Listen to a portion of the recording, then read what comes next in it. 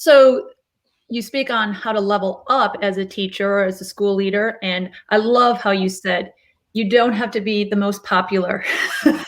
Use your voice. It can be messy. It can be, and people want you to be authentic, Correct. genuine. Right. So let's go on the other side. What are some common mistakes people make on social media? I'm going to give you those that I see most prevalent now, and there's no random order to them. In other words, there's no rank order to them.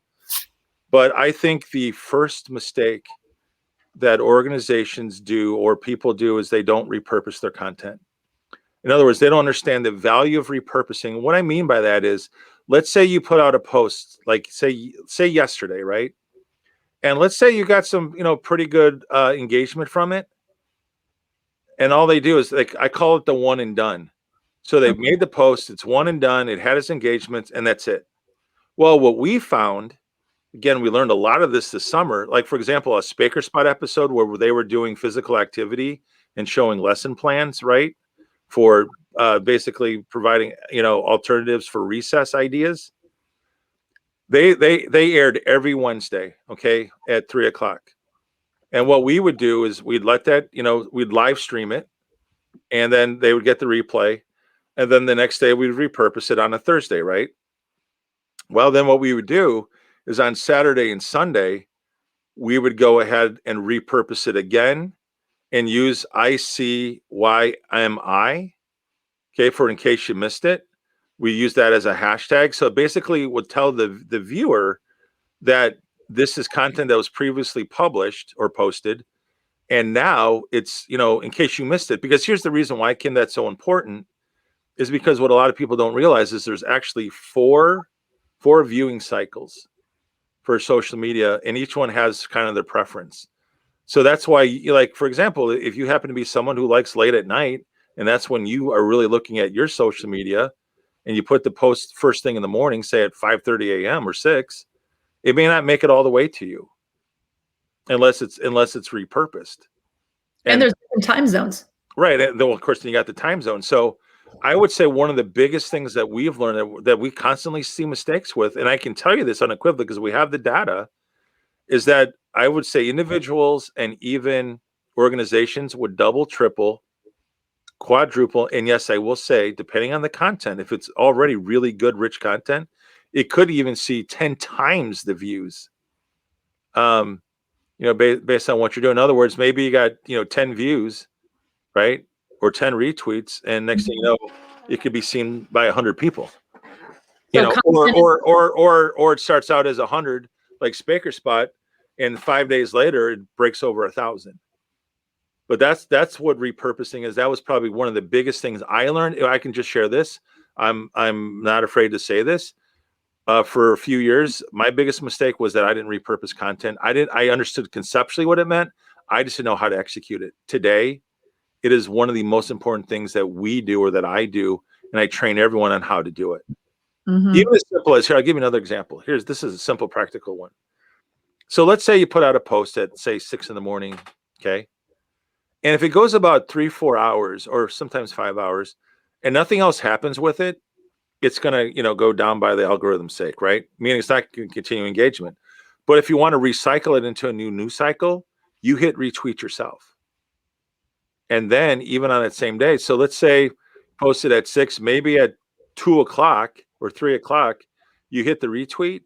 Now you're getting into that early evening cycle, and of course the late night cycle. But that's another way to extend your content, just by you retweeting it. You know what I mean? So again, these are all these little simple tips, tricks, and hacks that, we've learned. And again, that's why we collect the data. So that's one.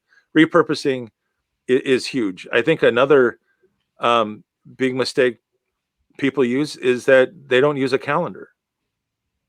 They don't have a calendar. And they, in other words, they put out what I call random acts of content. It's not that the content itself's not good. I'm not saying that. I'm not even questioning the quality. I'm just saying that they don't have, or some people don't have, a succinct strategy or approach of how you want to basically curate that content and then see that content go, through cycles. And that's why one of the big things we teach in Zag Pro Academy is the use of a calendar, so that you can basically align your messaging, accordingly.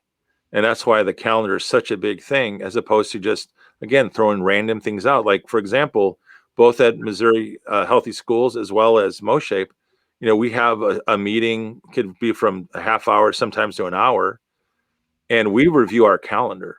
So we know, like, for example, we've already started talking. Actually, yesterday, I don't know if you go to MoShape, we actually put out 2 posts related to Speak Out Day already, and it's 3 weeks away, just to tease it out there, right? But we have that on our calendars. We get close, then what we're going to do is we're going to work backwards and say, okay, here's where the Speak Out Day is, and then we're working backwards on the calendar of how much posting we want to do accordingly. And your association strategizes and talks about Correct. the digital marketing basically plan. Right. Is this one of the reasons why you shared with us, be consistent when you launch a new episode or episodes, because now we slice it up in different bite-sized video segments and podcast segments, but why we do it every Thursday? Right. And the reason being is that people like consistency. So people like to know that, hey, every Thursday, it's Thursday. Hey, and don't laugh at me and don't judge me. Okay. It's like Fridays for me. Okay. Yeah. I know the Blacklist comes on. Now, could I DVR it and watch it whenever? Well, of course I could. But for every reason, I like that show. I mean, not that I watch that many shows whatsoever, but for every reason, I do like that show. And so I kind of like espionage kind of stuff, James Bond kind of stuff. But my whole point is I know that it comes on in my time zone at 7 every Friday. So when it's Friday, like, oh, it's 7, unless we're doing something, great. I get to watch that. It's like my treat. It's the same thing with your show, right? If you're going to have your show, you want to build that consistency. Say every Thursday at this time, this is where I'm doing it. It's the same thing we did with Spaker Spots. Same thing we did Tasty Tuesday. We were extremely consistent on the time, so your audience knows when they can find you. Mm-hmm. That's important. That is also an important thing. Again, that's why just randomly putting things out. That's why, for example, I know in Missouri when we do the the MoShape Minute, we like to launch that now either 3 o'clock or we'll do it at around say 6. So either 3 o'clock or 6 o'clock on Mondays is usually when we do the MoShape Minute. Now you'll see a lot of that coming out in March with us. So you're going to see us getting back onto a consistent rotation with that, as well as our executive edition, having both our president as well as our executive director taking turns each week. Again, that way they'll be going live. Not live, but their content will go out on Fridays.